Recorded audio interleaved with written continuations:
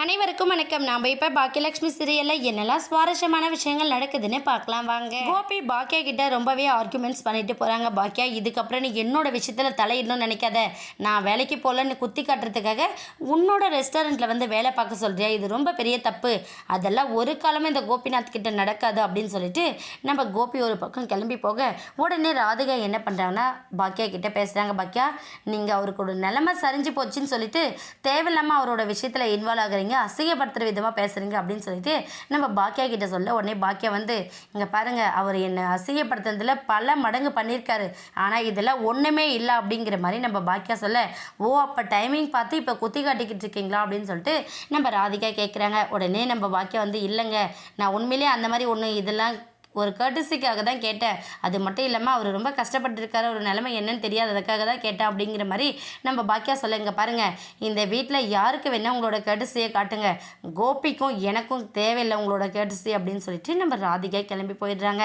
கிளம்பி போனது மட்டும் இல்லாமல் கோபி ஒரு பக்கம் பாக்கியா பேசுனதெல்லாம் நினச்சி பார்த்து ரொம்ப வருத்தப்பட்டுருக்காங்க. உடனே நம்ம ராதிகா போய் என்ன பண்ணீங்கன்னா, பார்த்தீங்களா, ஒன்று உங்களோட சுச்சுவேஷன் சரியில்லை அப்படின்னு சொல்லிட்டு என்கிட்ட நீங்கள் அப்போவே இன்ஃபார்ம் பண்ணியிருக்கணும். அப்படி இல்லையா, கிரெடிட் கார்டெலாம் வாங்கி அமௌண்ட்டு பே பண்ணலாம், அப்போயாச்சும் சொல்லியிருக்கணும். அதுவும் இல்லாமல் லாக் பண்ண ஒரு சுச்சுவேஷன் வந்திருக்கு அப்படிங்கிற போதாச்சு நீங்கள் என்கிட்ட கன்சல்ட் பண்ணியிருந்தீங்க அப்படின்னா ஏதாச்சும் ஒரு சொல்யூஷன் நான் சொல்லியிருப்பேன். அதையெல்லாம் தாண்டி இப்படி பாருங்கள், பாக்கியா முன்னாடிலாம் அசிங்கப்பட்டு அவமானப்பட்டு நிற்கிற மாதிரி நீங்கள் பண்ணிட்டீங்க கோபி அப்படின்னு சொல்லிட்டு நம்ம ராதிகா ஒரு பக்கம் வருத்தப்பட, இன்னொரு பக்கம் நம்ம கோபி வந்து ப்ராமிஸ் ராதிகா, இதுக்கப்புறம் நான் உனக்கு தெரியாமல் எதுவுமே பண்ண மாட்டேன், கடவுள் மேலே ப்ராமிஸ் பண்ணுறேன், கண்டிப்பாக எல்லா விஷயத்தையும் நான் உங்கள்கிட்ட ஷேர் பண்ணிக்கிறேன். எனக்குன்னு ஒன்று தோணும் இல்லை, வீட்டில் இருக்கிற யாரும் என்னால் கஷ்டப்படக்கூடாதுன்னு நினச்சி தான் நான் இதெல்லாம் பண்ணிட்டேன் அப்படிங்கிற மாதிரி கோபி வந்து சொல்லி சமாளிக்கிறாங்க. உடனே நம்ம ராதிகாவும் சரி விடுங்க, இதுக்கப்புறம் இதை நினச்சி நம்ம ஃபீல் பண்ண வேண்டாம், என்ன பண்ணலாம் அப்படிங்கிறத நம்ம யோசிக்கலாம் அப்படின்னு சொல்லிட்டு நம்ம ராதிகாவும் கோபி கிட்ட ஆறுதலாக சொல்கிறாங்க. இன்னொரு பக்கம் நம்ம தாத்தா பாட்டி ரெண்டு பேருமே பாதி நைட்டில் தூங்காமல் கோபி நினச்சி ரொம்ப ஃபீல் பண்ணி அழுதுகிட்டே இருக்காங்க. இதை தெரிஞ்சுக்கிட்டு தாத்தா ஒரு பக்கம், ஈஸ்வரி என்னாச்சு, எதுக்காக இப்போ அழுதுகிட்டு இருக்க, இவன் இப்படி பண்ணது எனக்கு ரொம்ப பெரிய கஷ்டம்தான். இந்த வீட்டிலேருந்து அவன் போனப்போ எப்படி இருந்தான், அது மட்டும் இல்லாமல் அவன் இந்த உழைப்புன்னு சொல்லிட்டு உழைப்புக்காகவே வாழ்ந்துக்கிட்டு இருந்தான். நான் பசங்கிட்ட எல்லாத்தையும் சொல்லுவோம், உன் அப்பா மாதிரி ஒரு வாழ்க்கை தான் நீங்கள் வாழணும்னு சொல்லிட்டு, ஆனால் கோபியோட நிலைமை பார்த்தீங்களா, கம்பெனி போய் எல்லாம் போய் இப்போ ஒன்றுமே இல்லாமல் ஆயிட்டாங்க.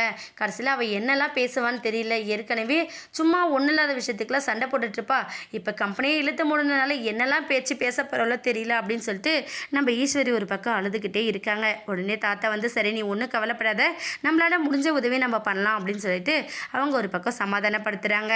கூடிய சீக்கிரம் நம்ம கோபிக்கு வீட்டில் இருக்கிற எல்லாருமே நம்ம மேலே பாசத்தோடு தான் இருக்காங்க அப்படிங்கிறத தாண்டி பாக்கியா மாதிரி ஒரு நல்ல மனைவியை நம்ம மிஸ் பண்ணிட்டோம் அப்படிங்கிறத கூடிய சீக்கிரம் உணரவும் போகிறாரு. வெயிட் பண்ணி பார்க்கலாம். இந்த வீடியோ உங்களுக்கு பிடிச்சிருந்தா மறக்காமல் நம்ம சேனலை சப்ஸ்கிரைப் பண்ணுங்கள். தேங்க்யூ.